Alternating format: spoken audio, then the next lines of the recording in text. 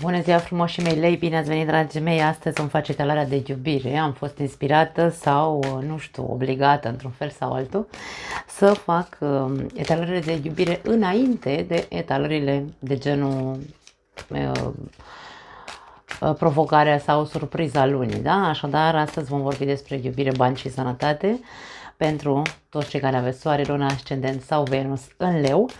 În descriere, bineînțeles că o să vă las minutul exact pentru fiecare categorie în parte și mi-am adus aici un arsenal de cărți de tarot și de oracol. Avem 4 seturi de cărți de tarot și 4 seturi de cărți de oracol, fiecare secțiune cu tarotul și oracolul corespunzător, să spunem așa, da? Începem ca întotdeauna cu cei care aveți deja o relație, să vedem cum se... nu știu, ce vor cărțile să ne arate, ce aspecte importante sunt din punct de vedere sentimental pentru voi în această lună august, cum se prezintă, ce povestioară vom descoperi astăzi. Începem cu 3 cărți din acest minunat oracol, bineînțeles, pentru voi, dragi mei lei, cei care aveți o relație, să vedem ce mesaje importante avem pentru luna august 2024. Luna voastră este, da? Relax. Uite, zice să te relaxezi. Nu mai știu dacă și într-adevăr, la luna august generală, da? Etalarea generală cred că a ieșit, dacă mi-aduc eu bine aminte. În general, la memorie bună, nu știu dacă greșesc, dar îmi sună, da. Toleranță, interesant aici. Și trădare, dragii mei, ce facem? Îmi sună foarte mult mesajele astea, nu știu dacă sunt toate de la voi, la etalarea generală zic, dar aici vorbim despre mesaje care mie îmi sunt foarte familiare în ceea ce privește leul. Da? La capătul cărților avem pierderea puterii. Cred că am un deja vu și cred că se repetă aici niște mesaje, așadar este o lună importantă pentru voi, să fiți foarte atenți, dragii mei.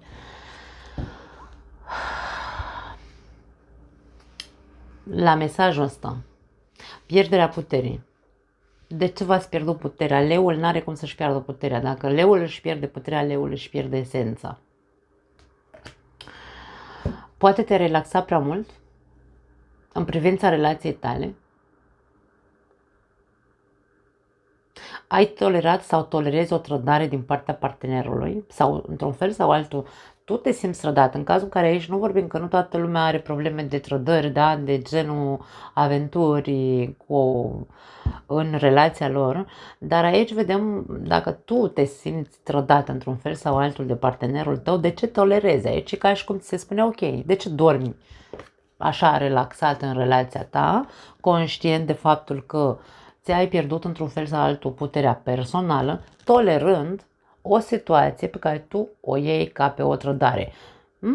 Deschideți cuția, vorbește cu partenerul de viață, ia uite. Eu pregătesc cărțile înainte întotdeauna, da? Așadar, hai să vedem ce spune tarotul.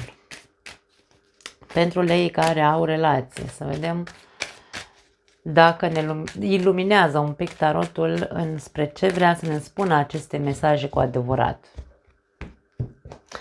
Cred că e o lună importantă pentru lei. Îndrăgostiții. Spânzuratul, da? Și rege de bâte. Aici este puterea ta, vezi? Deci aici eu cred că tu ești conștient. Dar ești într-o criză de personalitate, mie vine să spun. Unii dintre voi aici aveți o mare problemă de... Poate sunteți la criza asta de la 40 de ani. Între 40, dragii mei, între 40...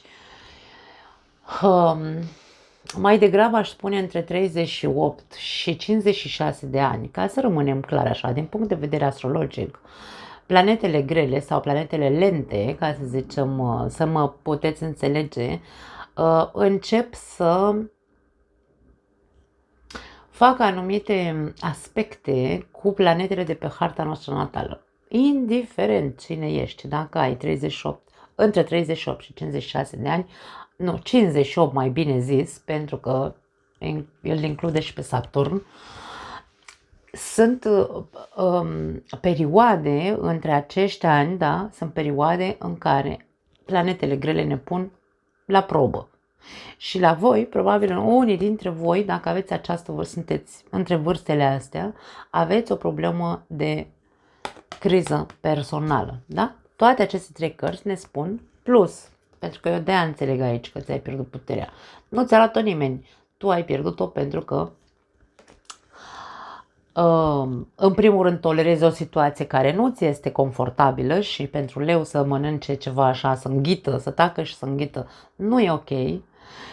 Și asta te-a dus aici în răscrucea asta de drumuri în care tu probabil că încerci să evaluezi situația ca să poți să iei o decizie. Decizia, aș spune să nu iei nicio decizie impulsivă, pentru că regele de bâte poate fi foarte impulsivă. În cazul în care unii dintre voi aveți de-a face aici cu o trădare cu adevărat, adică o aventură în relația voastră, că ai fost tu cel care a avut o aventură, că e partenerul de viață, nu are importanță. Aici vorbim despre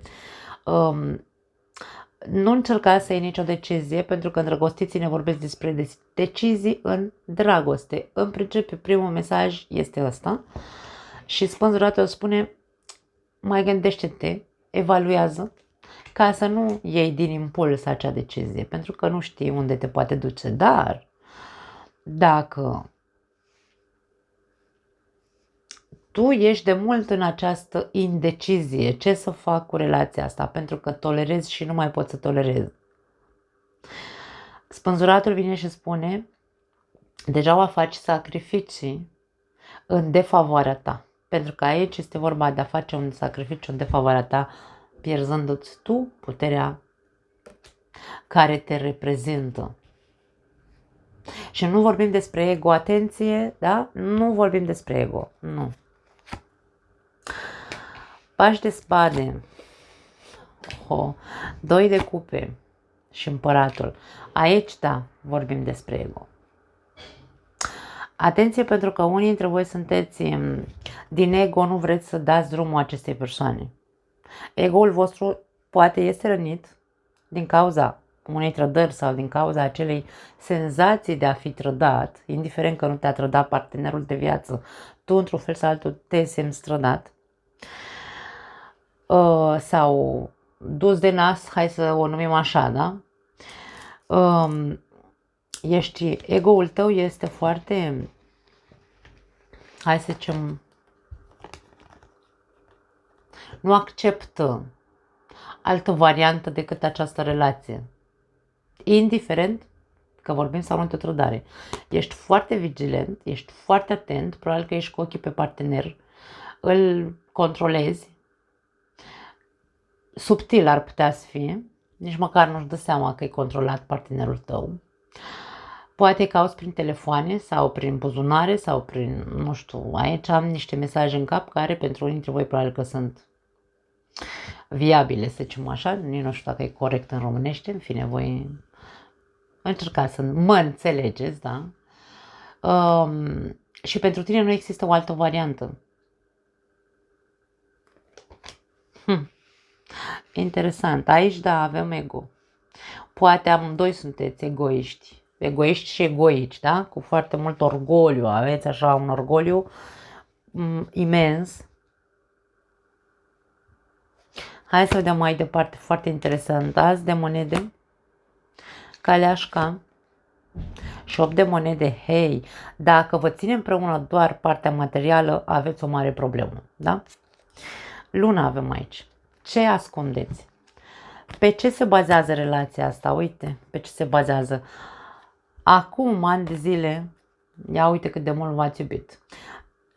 S-a terminat un ciclu la voi. Deci e ca și cum până acum câțiva ani de zile a durat relația voastră cu asul sau cu pe care dădea pe din afară. Aici exista foarte mare iubire, dar ceea ce ascundeți este o mare tristețe, mare dezamăgire, amândoi probabil. Niciunul dintre voi nu mai sunteți satisfăcuți în relația asta, dar niciunul dintre voi nu vrea să dea drumul. Dragii mei, vă e frică de singurătate fiecăruia dintre voi.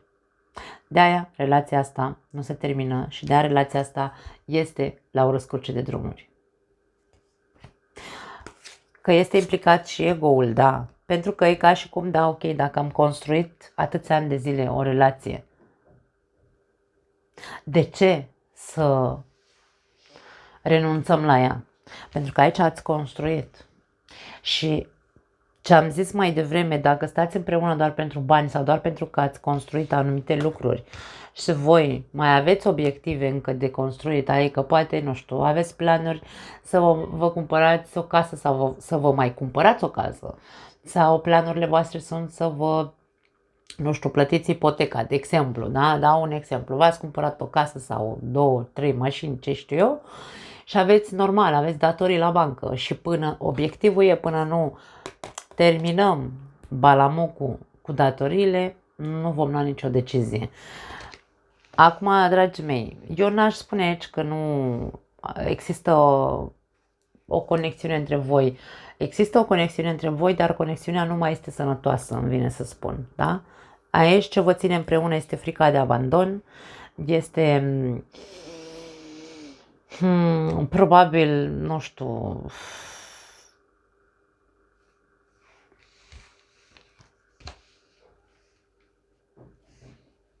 banul, da? De ce nu? Sau confortul, stabilitatea, confortul pe care voi vi l-ați făcut în atâția ani de zile. Există o conotație de contracte sufletești aici pentru unii dintre voi, dar este un contract sufletesc care, dragii mei, are nevoie de eforturi. Deci, cum spun, dacă unii dintre voi v-ați relaxat așa foarte tare în relația asta, că a avut loc trădare sau nu, nu are importanță. O trădare, din punctul meu de vedere, are loc în momentul în care toată lumea e relaxată și crede că relația merge așa din inerție și o să fie totul bine dacă ne-am căsătorit și avem un contract. O să fim până la adânci bătrâneți sau doar moartea ne va despărți, dar dormim în papuci. În momentul în care relația nu este alimentată, tu n-ai ce să ceri. Eforturile vorbesc de la sine. Când se fac eforturi pentru o relație, eforturi din partea ambilor parteneri, despre ce vorbim? Nu, aici nu trebuie să facă unul efort și celălalt, nu. Nu, fiecare dintre parteneri trebuie să vină cu efortul lui în relație, da? Să se alimenteze relația, nu să se relaxeze așa, să stați la Netflix toată ziua și nimeni nu mai mișcă nimic. Și după aia, dacă ajungi să fii trădat pentru că s-a dormit în papuci, cum zic eu, mie îmi place foarte tare. Fraza dormit în papuci mi se pare cea mai original românească pentru că exprimă sau descrie, mie vine să spun nesimțirea, așa pe românește. Da? Și credința că, vezi, Doamne, dacă am semnat un contract la primărie și ne-am căsătorit, sau mă rog, unde, la primărie, că acolo ne cunună pe toți. Credem că o să fie pentru totdeauna și nu mai avem nevoie să facem nimic. Ei bine, aici ar trebui să puneți mâna și să vă gândiți, pentru că pe această linie din mijloc s-a format această variantă, da? Gândiți-vă bine cât e de importantă relația pentru voi, dacă mai este importantă și dacă nu vă ține împreună doar, nu știu, banul sau doar frica că o să fiți singuri și nu o să mai găsiți alți parteneri de viață. Gândiți-vă foarte bine ca să vă puteți ilumina, pentru că aici avem o problemă de ego foarte mare și niciunul dintre cei doi, probabil, că nu vor să depună eforturi până nu vede din partea celuilalt un efort. Și aici n-aveți decât. Voi aveți liberul arbitru să luați decizia pe care o vreți. Veți lua, va trebui să luați o decizie la un moment dat. Când? Nu știu, în funcție de ego-ul vostru, când nu se mai deranjează atât de tare să doarmă în papuci, da? Zic. Dragii mei, îmi pare rău să vorbesc atât de, cum să zic,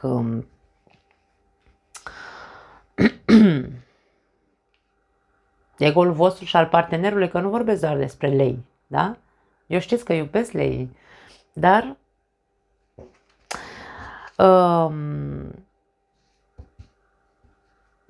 tu și dacă ți-ai pierdut puterea, chiar dacă ți-ai pierdut puterea, esența ta o ai, că o folosești doar într-un mod în care tu vrei să controlezi să-ți controlezi partenerul fără nici măcar să-și dea seama, poate într-o zi o să-și dea seama.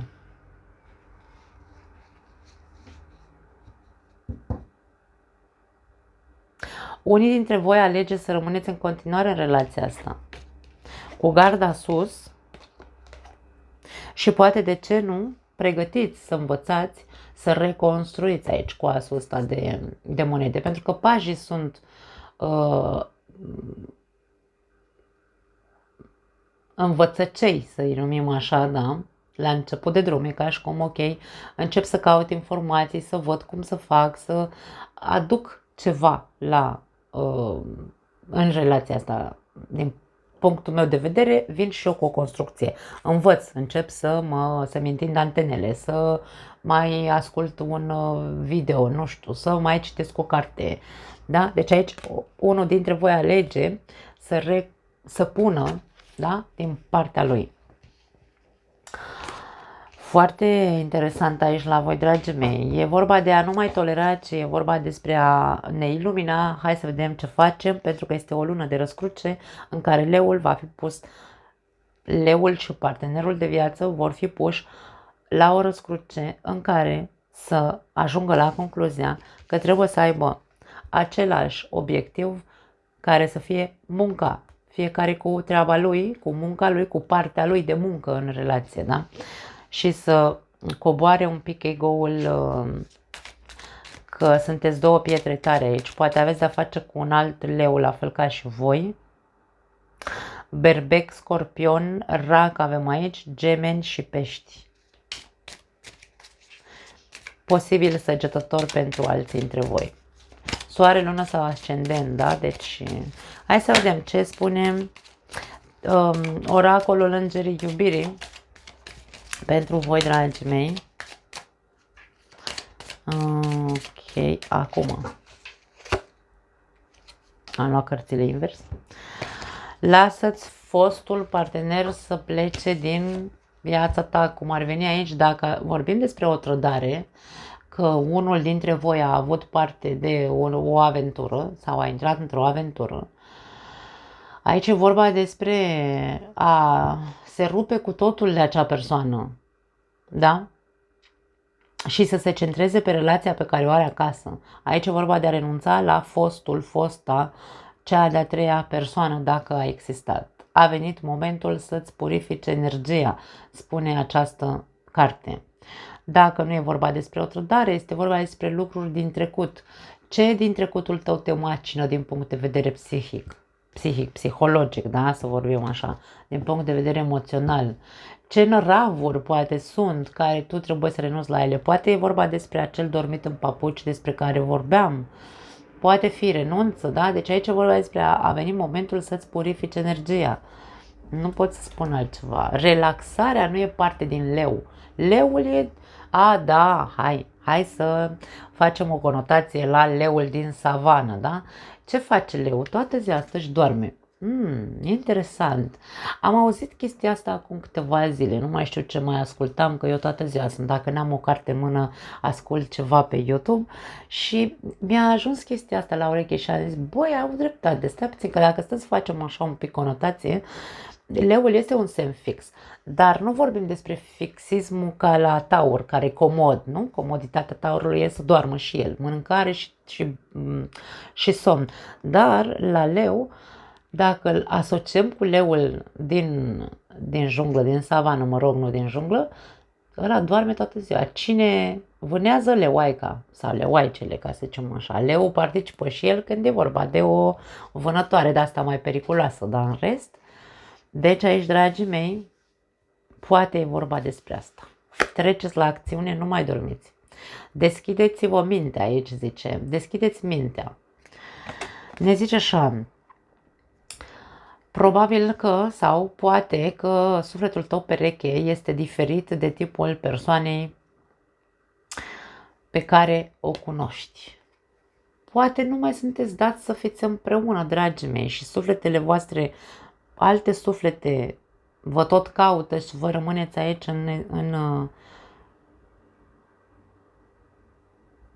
în relația asta tolerând ceva care oricum nu-ți place, în care tu te simți trădat sau poate chiar ai fost trădat.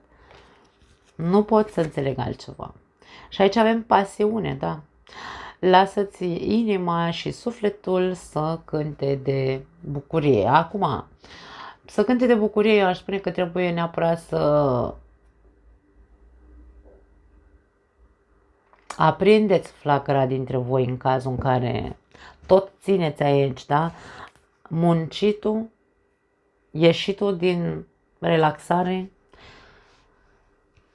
și aducerea pasiunii din nou între voi. Mergeți la psiholog, dragii mei, faceți terapie de cuplu în cazul în care nu puteți să faceți lucrurile astea singuri, da? Da, nu știu ce să zic,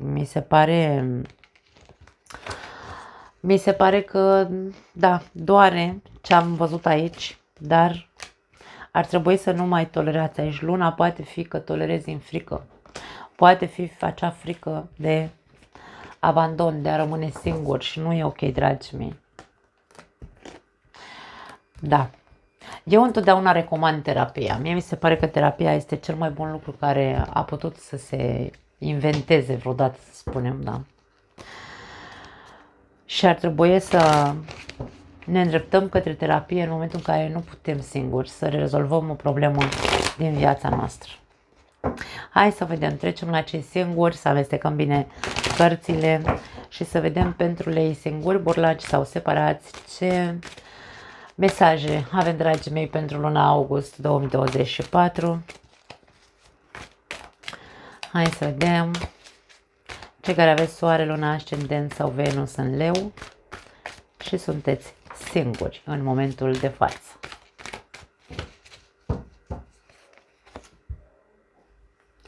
A curge avem aici. E momentul să fii mai fluid, să fii mai...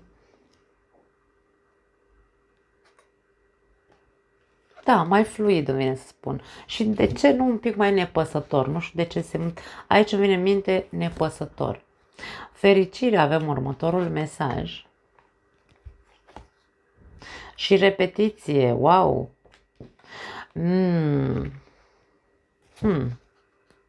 Pierderea puterii și la voi. Dragii mei, la unii dintre voi aici este vorba despre a fi într-adevăr un pic mai fluizi, dar e vorba despre acea fluiditate în care tu să te îndrepți către fericire, da? Să te îndrepți către fericire, nu către a repeta un tipar de comportament sau a repeta o relație pe care ai avut-o. Pentru că aici te văd cu puțină putere personală și pe tine. Nu știu de ce văd la lei chestia asta, de ce insistă să iasă pierderea puterii. Hai să vedem ce spune tarotul ca să putem să punem în context cu adevărat ce vrea să ne spună aceste cărți. Ups! Wow, foarte multă agitație se vede pe aici. Imediat, dragii mei. Hai să vedem. Lei singuri, august 2024. Ce vrea să ne spună tarotul din punct de vedere emoțional, sentimental, da?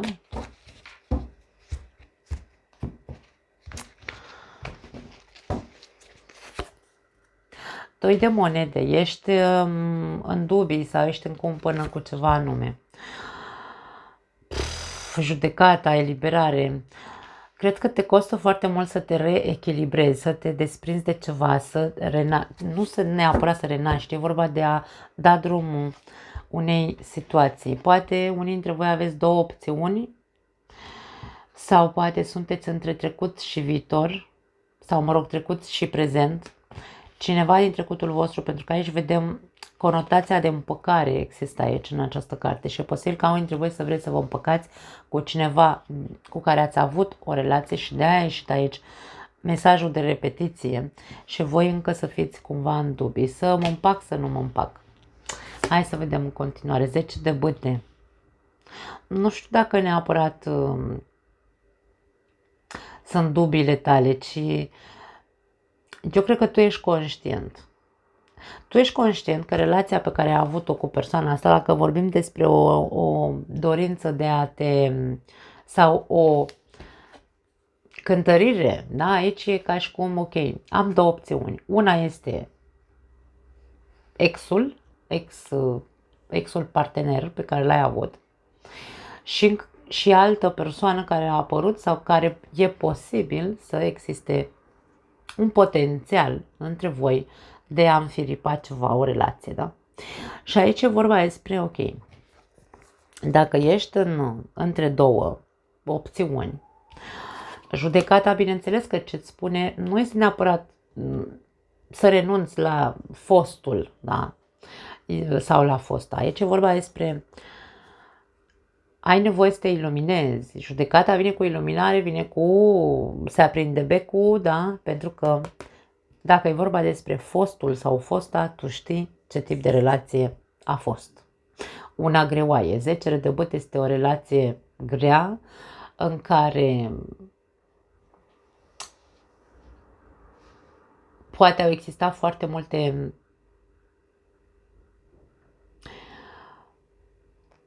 nu neapărat obstacole, atenție, ci parcă nu trăgea cu tine la aceeași căruță acea persoană și tu ai luat asupra ta toată greutatea acelei relații încercând să o duci undeva și n-ai reușit. Tu știi, da? Deci tu aici trebuie să fii foarte conștient între ce persoane compari. Pentru că pe una dintre ele cel puțin o cunoști. De ce ți-ai mai dorit să mai repeți încă o dată cu aceeași persoană dacă tu știi că a fost o relație complicată, o relație, poate o relație cu complicăciuni, nu neapărat să fi fost persoana aia așa grea și să nu vrea să tragă cu tine la aceeași căruță. Poate complicăciunile au fost din altă parte, dar le cunoști. Da? Cavaler de cupe, cavaler de monede, foarte interesant, și 5 de cupe. Da, deci aici avem doi cavaleri. Aici e vorba despre două persoane pentru unii dintre voi. Dar mie vine să spun că niciuna nu. Tu ești cumva dezamăgit sufletește, dacă vrei, sau decepționat de persoanele astea amândouă. Deci, nu știu dacă e momentul cel mai important din viața ta în care tu să trebuiască să faci o alegere, nu. E pur și simplu momentul în care mai bine tu stai, în loc să compari sau să vrei să alegi între cei doi, mai bine pune mâna și încearcă să fii cât mai lucid posibil. Vezi, judecata vine cu fraza judecă corect sau judecă coerent mai repede. Da? E ca și cum, pune pe hârtie dacă vrei. Fă exercițiul hârtiei, pune pe hârtie avantaje, dezavantaje de la fiecare dintre acești doi posibili parteneri. Că unul este fostul și unul este un potențial partener, pune pe hârtie avantaje, dezavantaje, ca tu să știi cu claritate care dintre ei ar putea să facă față, să zicem așa. Pentru că eu te văd dezamăgit de ambii parteneri. Niciunul nu te umple în niciun fel, nu. Rege de monede, 7 de monede, interesant, și rege de spade. A mai apărut aici un personaj. Eu aș spune că rege de spade ai putea să fii tu. 7 de bâte avem la capătul cărților.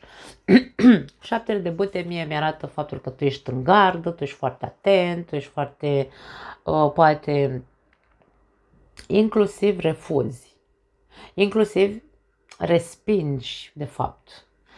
Nu neapărat că ești respingător, ci preferi cumva să stai în banca ta și celălalt stea în banca lui, până când tu nu ești pregătit, să iei decizia în cazul în care te vei hotărâ să iei decizia, probabil că tot îi ții la distanță aici. 7 de bâte este o carte în care, ok, eu am nevoie de spațiul meu, vedem, aici o bulă. Această persoană este într-o bulă, da? Zici că are aici, e ca o pernă de asta de meditație, da? În care să mediteze, încearcă să stea în bula ei, nu vrea ca nimeni să o deranjeze din bula ei.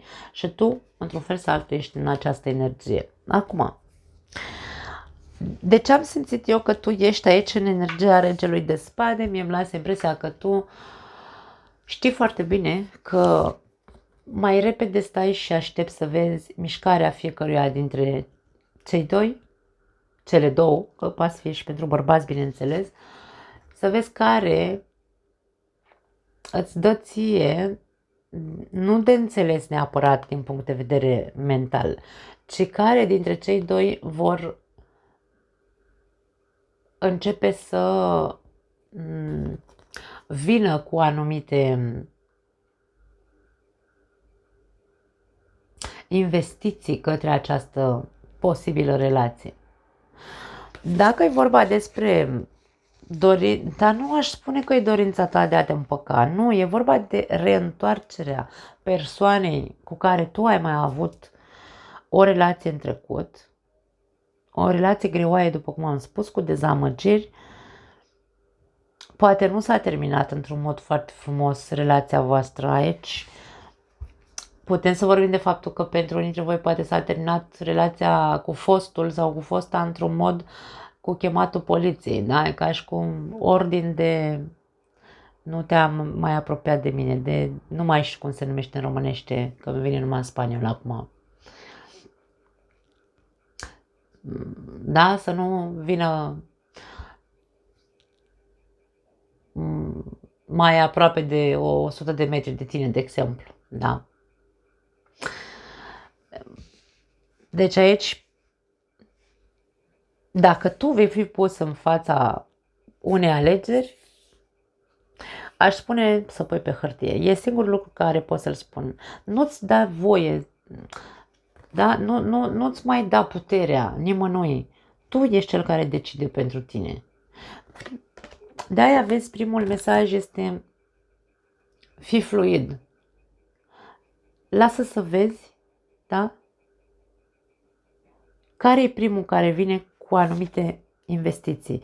Eu aș spune că este cavalerul ăsta de monede. Probabil că se va decide la un moment dat să facă un pas. Poate fi o invitație, poate fi ceva aici, un cadou, poate fi, de ce nu, către tine, da? Și tu vei vedea, pentru că ești foarte atent din punct de vedere mental și probabil că vei aprecia intențiile acestei persoane. Poate fi o zodie de pământ, Taur, Fecioară sau Capricorn pentru unii dintre voi. Pentru celălalt ar putea să fie o zodie de apă.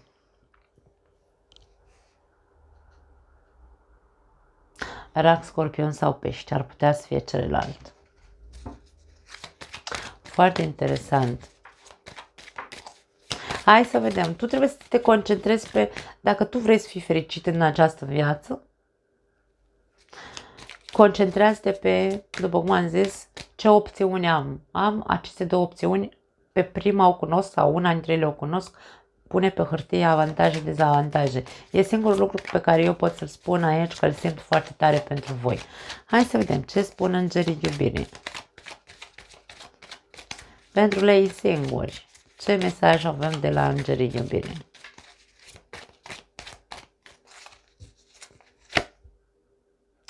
Exprimă-ți iubirea. Lansează-te și fă primul pas. Nu, eu aș spune să nu faci tu niciun pas. Nu. Aici tu continui să stai în bula ta pentru că stai bine. Aici ar putea să se refere la faptul că dacă unul dintre acești doi parteneri, și aș spune că eu simt aici partenerul ăsta, regele ăsta de monede, care va face primii pași, care va încerca să investească într-un fel sau altul, că îți face un cadou, că îți face nu știu, te invită undeva, da? Tu fii foarte atent, pentru că ceva vei vedea la unul dintre cei doi. Atunci, da, exprimă-ți și tu, uite, mie mi-ar plăcea asta, mie îmi place asta, mie asta îmi place la tine, asta nu-mi place la tine, pentru că aici sunt și niște limite pe care tu trebuie să le exprimi într-un fel sau altul, da? Adică Eu știu ce relație am avut până acum și știu ce îmi place și știu ce nu-mi place sau știu ce vreau și știu ce nu mai vreau în alte relații viitoare, da? Și atunci este și momentul în care să exprimi ceea ce vrei și ce nu mai vrei într-o relație. Cred că la asta simt eu că se referă mai repede, nici de cum să faci tu primul pas. Nu faci tu nimic, să nu faci nimic. Împăcare. O persoană din trecutul tău se întoarce în viața ta. Deci avem aici conotația că se întoarce cineva din trecutul tău. Nu neapărat că te vei împăca, depinde de tine, decizia aia ta. Și avem copii, wow, viața ta amoroasă este influențată de copii. Poate unii dintre voi aveți copii din alte relații, poate de aia a fost grea relația cu primul partener sau cu fostul, da? Poate tu preferi să stai singur pentru că nu ai găsit pe nimeni în capul pe umeri care să-ți accepte copiii. Poate fi pentru unii dintre voi, nu are cum să fie pentru toată lumea. Dar asta nu înseamnă că tu nu trebuie să ai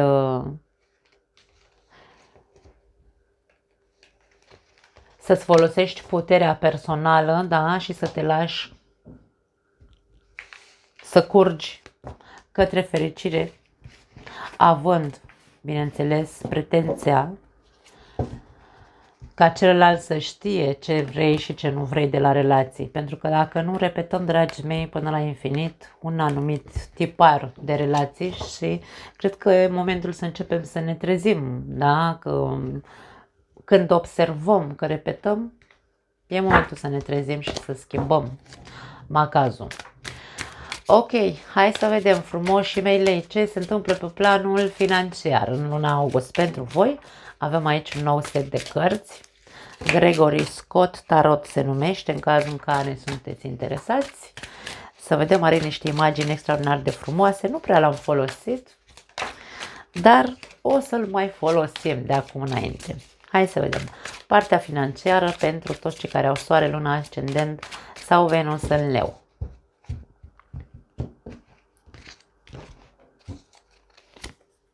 Da, stai să le văd întâi, că așa nici măcar nu-mi dau seama, trebuie să le văd. Cavalerul de monede îl avem aici. Cavalerul de monede în această fotografie este extraordinar de frumos aspectat. Da, ia uite ce imagine. Avem diavolul în spatele acestei persoane. Arată materialismul acestei persoane. Cavalerul de monede, din punct de vedere financiar, este foarte axat pe afaceri. El merge pe drumul lui, vrea să crească din punct de vedere financiar, intră în speculații, de ce nu, având diavolul aici putem să... Dar în același timp intră pentru că el e concentrat pe câștiguri.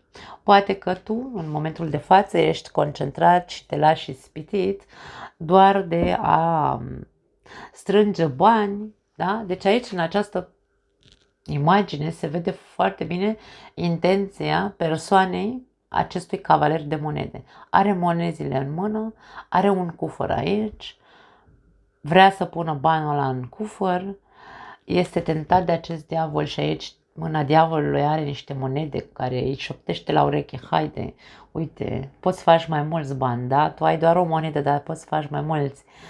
Deci aici pentru unii dintre voi e vorba de atenție, e posibil să fiți tentați în această perioadă.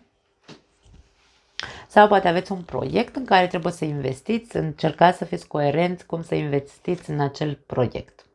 Avem eremitul, care ne vorbește despre găsirea de soluții în cazul în care ați avut probleme financiare și de înțelepciune în cazul în care vorbim despre investiții. Dacă aveți de gând să vă schimbați locul de muncă sau să faceți o investiție într-un anume proiect al vostru, faceți-o cu cap, da?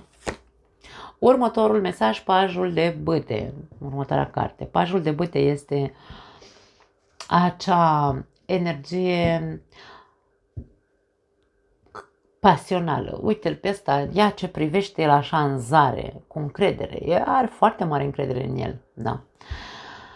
Și speranță, pentru că Bâtele reprezintă o persoană curajoasă, indiferent că nu are experiență. Da?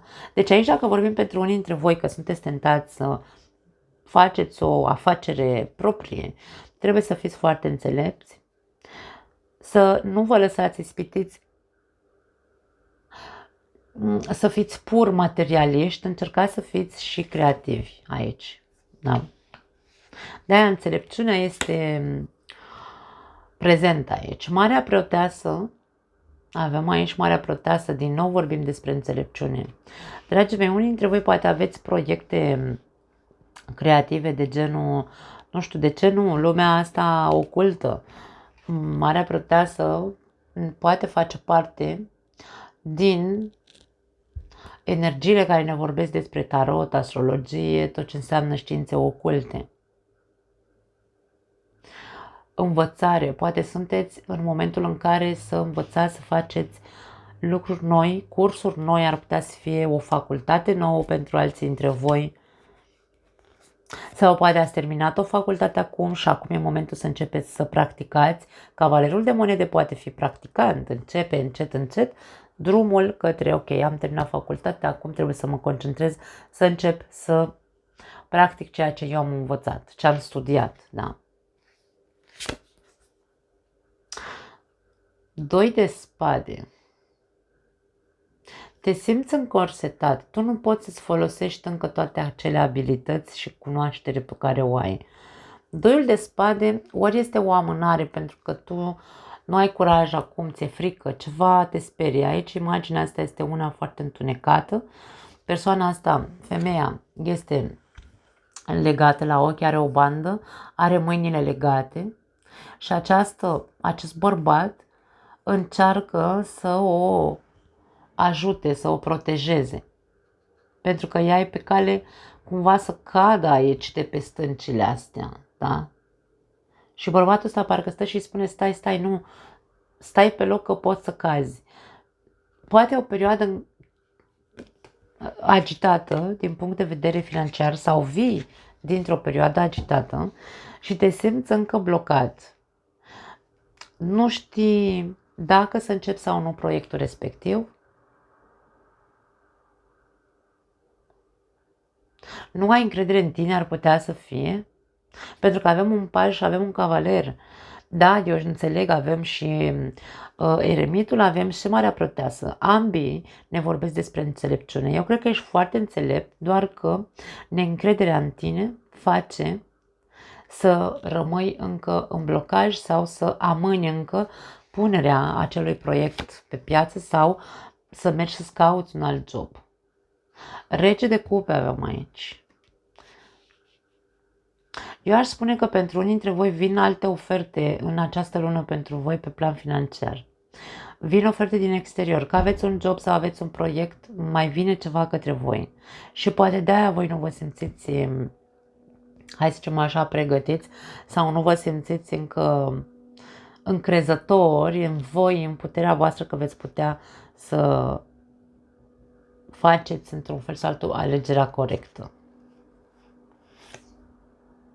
Avem Împărăteasa, ai foarte mult potențial, deci aici vorbim despre, eu cred că dacă voi depășiți momentul ăsta de frică, bineînțeles rămânând înțelepți, deci să nu vreau să văd comentarii în care spuneți, păi da, eu am investit că, nu știu, am mai auzit că mi-a mai zis mie nu știu cine, sau ai mai zis tu în alte etalări că e un moment extraordinar, sau zice nu știu cine la horoscop că Leo o să se îmbogățească. Dragii mei, dacă n-ai cap, vai de picioare. Deci aici este vorba despre asta. Dacă tu vrei să faci o investiție și ești înțelept și știi foarte bine că te bazezi pe niște studii, te bazezi pe tine, nu intri doar pentru că stă diavolul la urechile tale și spune hai că tu poți orice, leule. Nu, cântărește, ai foarte mare potențial. Da, eu nu zic că nu, dar trebuie făcute lucrurile cu cap. Avem 3 de bâte. Deci eu cred că aici pe tine te așteaptă un viitor luminos din punct de vedere financiar, un viitor cu abundență, cu prosperitate, dar tu ești într-un blocaj. Aici avem Cavalerul de Spade. Blocajul pe care tu îl ai, wow, la capătul cărților nu v-am arătat, avem împăratul. Ia uite-l pe împărat, ce dezvolte aici, are față de țăran ăsta. Da, uite pe împărăteasă cât e de fină și de frumoasă. Și împăratul e așa, ca un țăran din ăla, care stă și sprijină peretele. Dar e aici ca și cum are toți boii la el în curte, nu? Nu se preocupă de nimic omul ăsta. Deci tu ai energia asta. Dacă tu crezi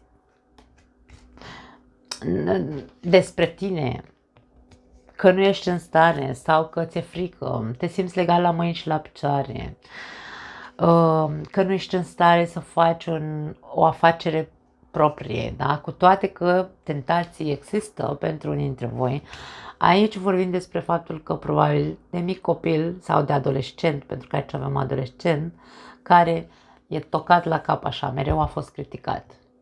Încearcă să vezi cum să vă depășești criticile de care ai avut parte de mic copil. Încearcă să vizualizezi de ce tu nu poți să deblochezi abundența asta care zace în tine cu împărăteasa. Pentru că aici e vizualizarea viitorului. Da? Dar înainte să vizualizezi viitorul, e momentul să vizualizezi trecutul. Cine ți-a blocat în tine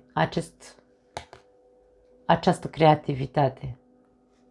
Pentru că blocajul vine pe creativitate din adolescență. Avem pajul de bâte, doiul de spade, care ne arată faptul că ești blocat, și împărăteasa. Și indiciul acestui cavaler de spade care vine și ne spune că tot ce se întâmplă, lipsa curajului, este din cauza criticilor din adolescență. Încearcă să îți mărești orizonturile. Treiul de bâte este cartea vizionarului. În primul și în primul rând încearcă să vizualizezi cum ai vrea tu să fii pe viitor. Cum te vezi peste 3 ani de zile. Nu e vorba de a face acum ceva. E vorba de a începe să te reconectezi cu esența ta creativă.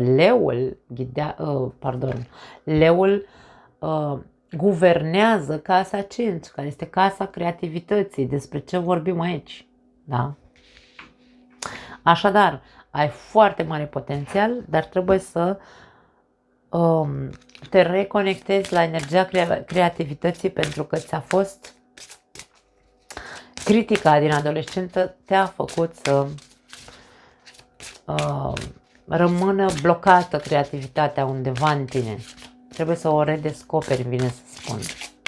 Hai să vedem un mesaj de la oracolul Scopul Vieții, care are legătură cu scopul tău în viață, probabil din punct de vedere financiar. Hai să vedem. Ok, a sărit, îl luăm. Interesant, ecologist scrie aici. Nu știu dacă e vorba de a fi...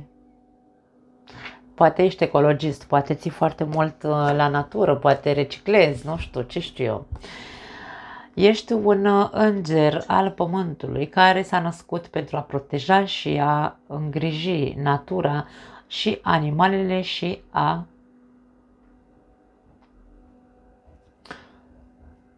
le arăta sau a învăța pe ceilalți despre acestea. Poate că pentru unii dintre voi scopul vieții voastre este să fiți pe partea asta cu natura sau animalele. Da? Ce înseamnă pentru voi natură sau animale, voi știți. Poate unii dintre voi, de ce nu, să fiți, să faceți agricultură ecologică, de ce nu, pământ, animalele din nou, o fermă ar putea să fie ecologică, poate fi, dragii mei, dar na, acum ce să mai, poate fi vorba doar despre animale, poate de ce nu, să faci un refugiu de animale, sau să studiezi veterinară. Sau poate ai studia veterinară și ar trebui să te bagi. Hai să vedem, din punct de vedere al sănătății, ce se arată pentru voi, dragii mei, pentru luna august 2024, lei mei frumoși. Sănătate.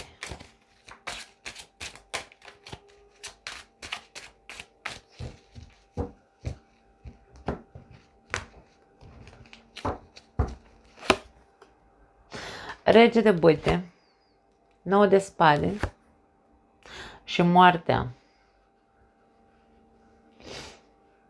Ai nevoie să te revitalizezi. Tu ceva în tine s-a întâmplat, poate ești într-o depresie. Unii dintre voi, noaptea neagră a sufletului aici cu moartea și cu 9 de spade, voi sunteți de mult timp așa într-o ceață neagră, într-o noapte neagră. E momentul să începeți să vă ridicați de acolo, dragii mei. Trebuie să terminați un ciclu de preocupări. Ați stat prea mult timp v-ați bătut capul prea mult timp cu o anume problemă din viața voastră. Pentru unii dintre voi poate să fie sentimentală, pentru alții poate să fie financiară. Nu are importanță, cu ceva tu ți-ai bătut capul prea mult timp și te-ai scufundat într-o depresie în care probabil că aici moartea vine și ne indică faptul că e momentul să se termine, da, acele gânduri negre, propostioase, pentru că te trag la vale, te duc la vale, să zicem așa, din punct de vedere al sănătății. Poate unii dintre voi aveți super multe dureri de cap. Deci, bătăile de cap aduc dureri de cap. Dacă ești de mult în această stare, ar fi momentul să începi să schimbi ceva în rotițele din mintea ta. 5 de bâte, nu sunt preocupările tale și aici este marea problemă. Cavaler de cupe și luna. Nu, mie vine să spun că nu sunt problemele tale. Tu te încarci și te deprimi din cauza altora. De ce? De ce îți pui sănătatea în pericol tu pentru altul care stă așa? Uite, eu am aici o persoană, da? Am 2 persoane aici, dar poate să fie una singură. E o zodie de foc la fel ca și tine. Poate fi un alt leu, un berbec sau un săgetător, pentru care tu stai și te chinui, îți chinui capul, da? Îți dă foarte mare bătăi de cap persoana asta, n-ajungi nicăieri cu persoana asta, tu tot insești, dar n-ajungi nicăieri. Și aici, cu cavalerul de cupe și cu luna, e ca și cum, băi, îndreaptă-ți tu privirea, fii compasiv cu tine pentru că depresia e a ta, nu e a lui. Sau, mă rog, a ei, a acestei persoane, da? De a ta. Renunță, mie vine să spun, renunță, da? Moartea, ca și cum renunță să-ți bați capul cu persoane inconștiente, mie vine să spun. Dragii mei, eu nu știu pentru cine sunt mesajele astea, dar eu asta simt să transmit în combinația asta. Paj de cupe, 4 de cupe, 5 de monede. Azi de monede la capătul cărților.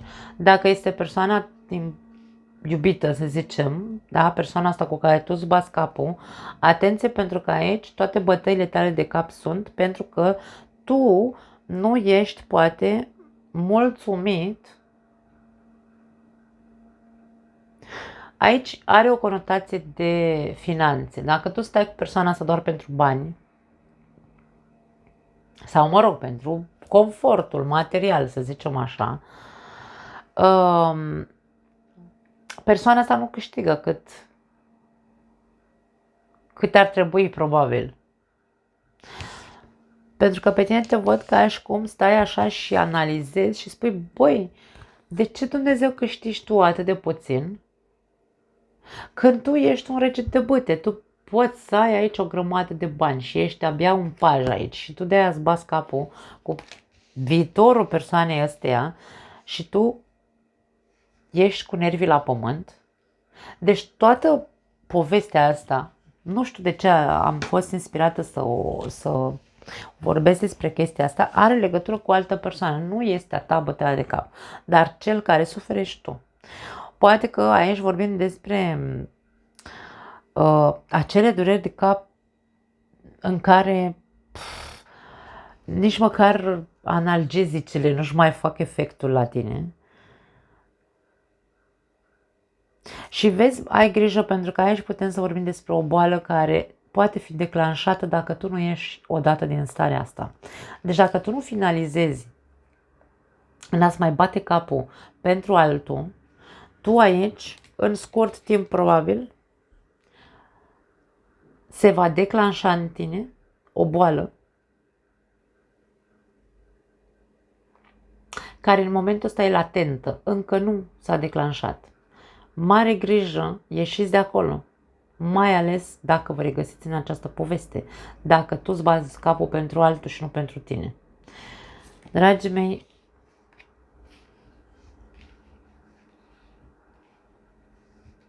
încercați să vă relaxați. Relaxați-vă, analizați-vă foarte bine intențiile, de ce vă bateți capul atâta cu viața altuia în loc să vă vedeți de viața voastră, pentru că voi vă puneți sănătatea pe chituci din cauza faptului că voi sunteți, nu că cealaltă vă cere atenție, voi sunteți cei care stați acolo cu capul. Da, hai să vedem un mesaj de la Oracolul Vindecător, se numește. Reclamă-ți puterea înapoi, adică cere, da, e ca și cum, da, nu știu dacă e vorba de reclamă, să îți ceri puterea înapoi. Tu trebuie să fii convins că trebuie să devii din nou tu pe picioarele tale, pentru că dacă te ține relația asta din punct de vedere financiar și tu îți bați capul pentru creșterea celuilalt și nu pentru tine, pentru propria ta creștere, aici e vorba despre asta. Puterea trebuie să ți-o recuperezi. Puterea în tine. Avem un mesaj, îl voi citi imediat, îl traduc acum. Zice așa.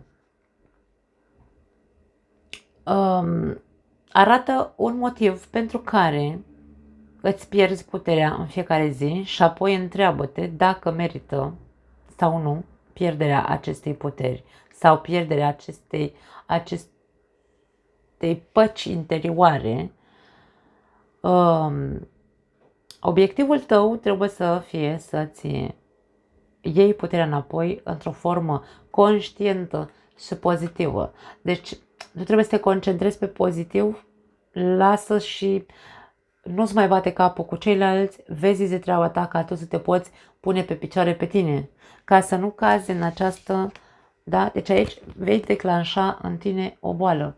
Nu știu despre ce boală poate fi vorba, eu nu sunt niciun fel de magician, nu am un glob aici ca să pot să știu ce boală e, dar ceva se declanșează în tine, este latentă încă. Moartea vine și avertizează că dacă nu ieși de acolo, în curând vei vedea consecințele acestei bătăi de cap pe degeaba pentru altul.